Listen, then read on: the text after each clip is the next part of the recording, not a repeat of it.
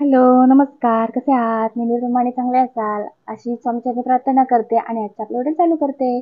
तर 11 गुरुवारचे पारायण कसे करावे, कुणी करावे, कोणी करू नये, काय नियमावली असते, कोणत्या पद्धतीची नियमावली असते, मांडणी कशी करायची, दिवसभर निरंकार उपवास धरायचा का, किंवा कुठे बाहेर गेल्यावर उपवास केला तर चालतो का, अशा बरेच प्रकारचे तुमच्या मनात प्रश्न असतील. उपवास करायची पद्धत माहीत नसेल, मांडणी माहीत नसेल, कोणत्या स्वरूपी करावी, कशा स्वरूपात करावी, कुठे जावे, संकल्प किती करावे, कशा स्वरूपात करायचा असतो, कोणत्या दिवशी करायचा असतो, याची संपूर्ण माहिती आपल्या व्हिडिओमध्ये भेटून जाणार आहे. तर तुम्ही व्हिडिओ आपला कुठे स्किप न करता पूर्ण पहा, म्हणजे तुम्हाला 11 पारायणाची माहिती मिळेल.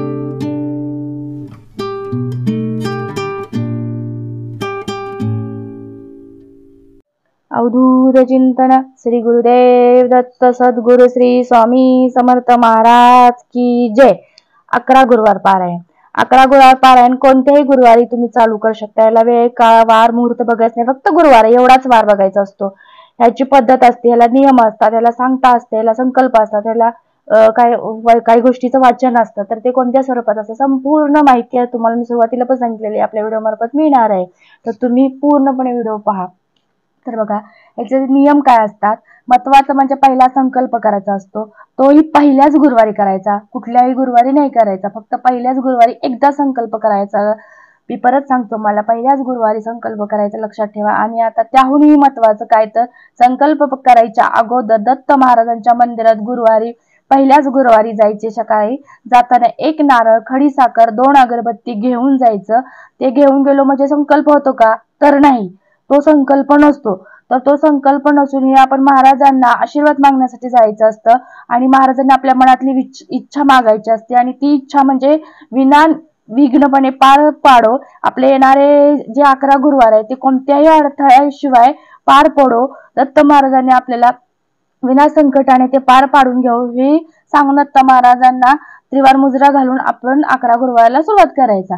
तर अशा स्वरूपात दत्त महाराजांचा तुम्ही आशीर्वाद घेऊन नंतर दत्त महाराजांच्या चरणी नारळ, खडी साखर आणि फुल वाहून मुजरा करा. आणि तुमच्या सगळ्या गोष्टी मनातील तुम्ही त्यांना सांगा. तिथून पुढे तुम्ही केंद्रातून घरी आल्यानंतर देवपूजेची मांडणी कशी करून घ्याल. तर बघा, यासाठी गरज आहे, थोडक्यात सांगते तुम्हाला, थंबनेल मध्ये त्याची मांडणी दिसलीच असेल. महाराजांचा फोटो घरात असायलाच हवा. मूर्ती छोटा मोठा केवढाही असो, पण या व्रताला महाराज लागतात. कारण महाराजांना साक्षी ठेवून तर आपण पूजा, व्रत, वैकल्प करत असतो, पारायण करत असतो. तर तुम्ही पहिल्यांदा तो महाराजांचा फोटो स्वच्छ पुसून घ्यायचा, तो फोटो त्या पाटावर मांडायचा. महाराजांना दिसलं पाहिजे आपण काय करतोय ते, महाराजांचा आशीर्वाद घेतला पाहिजे या स्वरूपी, म्हणून आपण त्या फोटोची गरज आहे. त्यानंतर श्री स्वामी चरित्र सारामृत तुमच्या घरी असायलाच पाहिजे. तुमच्या जवळपास केंद्रातून आणा, कुठं तुमच्या जवळपास भेट असेल तिथून घ्या, परंतु घ्या. नसेलच त्यातून पण भेटलं तर मोबाईलवर आपल्याला गुरु त्र्यंबकेश्वर ऍप आहे, ते ऍप डाउनलोड करा, त्यामध्ये तुम्हाला मिळून जाईल. अशा स्वरूपात 1 ते 21 अध्यायाचं पारायण आपल्याला करायचे जागेवर बसल्यावर. आणि एका जागेवर पूजेला जेव्हा तुम्ही बसाल त्या संपूर्ण विधी एका जागेवर बसायचे, मध्ये आधे उठायचं नाही. जर तुम्हाला बाथरूमला जायचं असलं तर बाथरूम आल्यावर स्वच्छ हातपाय धुवायचं, अंगावर गोमूत्र शिंपडायचं आणि मगच वाचनाला बसायचं. शक्यतो फार काळ लागत नाही, 1-1.5 तासाचा तर असतो. अशा वेळेस तुम्ही जरा कंट्रोल करा, कारण कुठलंही पारायण करायचं असलं तर आपण एखादी इच्छा मागत असतो. जसं आपण पण काटकसरीने पार पाडू, मनापासून निर्ममपणे पार पाडू, तर महाराज निश्चित आपल्याला आशीर्वाद देतात. आणि असा एकही स्वामी भक्त नाही की त्याला 11 गुरुवारची प्रचिती आलेली आहे. असो, तुम्हाला पुढची माहिती सांगते. हे गुरुवार निरंकार करायचे आहेत का, तर अजिबात नाही. असे काही नाही. तुम्ही फळे बगर खाऊ शकताय, पण सतत खात बसायचं नाही. का, आपण कारण तुम्ही खाल्लं तर काय महाराज काही म्हणणार नाही. तुम्ही अगदी जेवण जरी केलं तरीही महाराजांना ते मान्य असतं.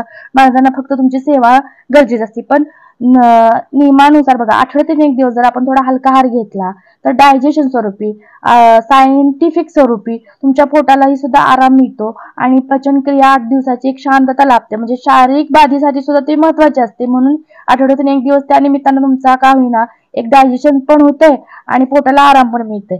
तर तुम्हाला जर कुठला डायबेटीज वगैरे कुठला आजार नसेल तर तुम्ही बगर थोडीशी खाऊन उपवास धरू शकता. तुम्हाला माहिती कळाली असेल उपवासाची. तर हे बघा, त्याच्यानंतर तुम्हाला काय करायचंय. आता हे संपूर्ण गुरुवार ज्यांनी केले आहेत त्यांना तर प्रचिती आलीच आहे. असा एकही सेवेकरी नाही की त्याला 11 गुरुवार केलेत पण त्याचा अनुभव आलेला नाही, किंवा त्याचे महत्विक त्याला जाणले नाही, किंवा त्याला स्वामी महाराजांनी कुठे दर्शन दिले नाही असा कोणही नाही. हा गुरुवारची 100% प्रचिती येते. अजून तुम्हाला सांगते की खात्रीशीर सांगते, तुम्ही करा, तुम्हाला 4 ते 5 गुरुवारी जाणवेल. तुम्ही स्वतः सांगाल की खरंच आहे हे 11 गुरुवारचे पारायण म्हणजे किती लाभदायक आहे. अहो आपण थोडी नाही तर खूप सेवा करतो. या स्वरूपी आपले संपूर्ण पारायण होत असते, संपूर्ण पठण होत असते, संपूर्ण 11 वेळा तारक मंत्राचे पठण असते. तारक मंत्रात एवढी ताकद असते की तुम्हाला माहितच असेल. त्यामुळे ह्या तुम्ही करून घ्या. त्या स्वरूपी तुम्ही जर मांसाहार खात असाल तर ते पण वर्ज्य करायचं. मांसाहार खातच नाही या 4 महिने लागतात, त्यामुळे तुम्ही 4 महिने स्वामींच्यासाठी निश्चितच कंट्रोल करू शकता. तर नंतर काय करायचं बघा, हे काय पारायण करणार ते खूप मनोभावे करा. खूप महत्व आहे. तुम्ही फक्त आणि फक्त सेवा करा, मोठ्या उत्साहाने करा. तुमच्या असेल एवढी ताकद ठेवा की ती इच्छा महाराजांनी पूर्ण केलीच पाहिजे. आता सुरुवात कशी करायची तेही तुम्हाला सांगते. पूजा मांडणी करून झाली तुमची, साध्या स्वरूपातच पूजा तुम्हाला कळलीच असेल, यात काही फार काय लागत नाही. त्यानंतर श्री स्वामी चरित्र सारामृत 1 ते 21 अध्यायाचे पठण करायचे. त्यानंतर 11 वेळा तारक मंत्र, त्यानंतर स्वामी समर्थांचा जप करायचा, तो श्री स्वामी समर्थ, श्री स्वामी समर्थ. ज्याच्याकडे माळ आहे त्यांनी माळेवर करा, आणि माळ नाही त्यांनी एक अगरबत्ती लावून संपेपर्यंत करा. त्यानंतर बघा, त्यात आधीमध्ये अजिबात उठायची नाही, मी तुम्हाला मगाशी सांगितलं. अशा पद्धतीने तुम्ही तो वेळ काढा. 12 ते 12:30 हा वेळ टाळून तुम्हाला कुठला वेळ सोपा पडेल त्या स्वरूपात तुम्ही त्या पूजेला विधीला बसा.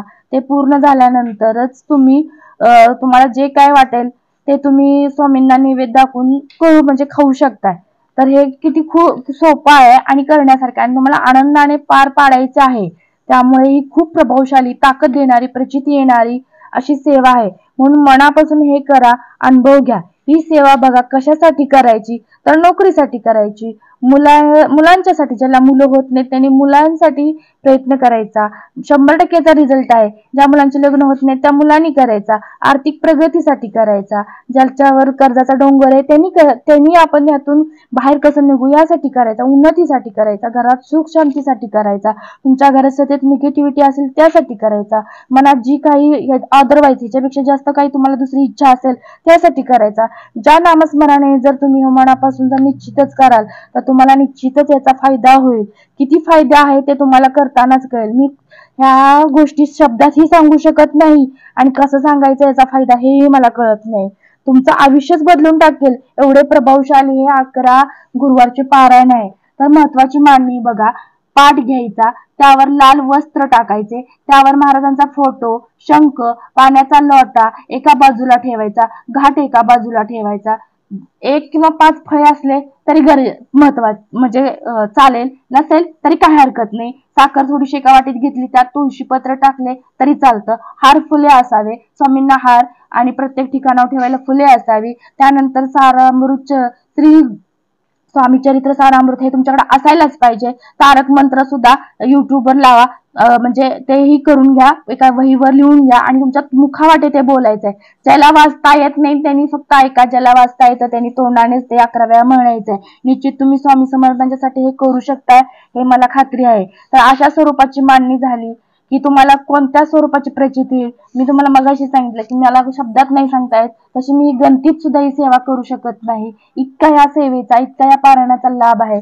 तर उपवास होईपर्यंत कुठेही जाऊ नका, कारण उपवास तुम्ही केल्यावरून परगावी गेला असला तर त्या उपवासाचा फायदा नसतो. ते तुम्ही गणतीत धरू नका. मासिक धर्मात फक्त तुम्ही उपवास धरा. तुमच्या जर सुतक असेल तुम्हाला तर त्यात फक्त उपवास धरा, तो गणतीत धरू नका. आणि शक्यतो 4 महिने पर अन्न म्हणजे बाहेर तुम्ही जाऊच नका. तुम्ही शक्यतो ते टाळा.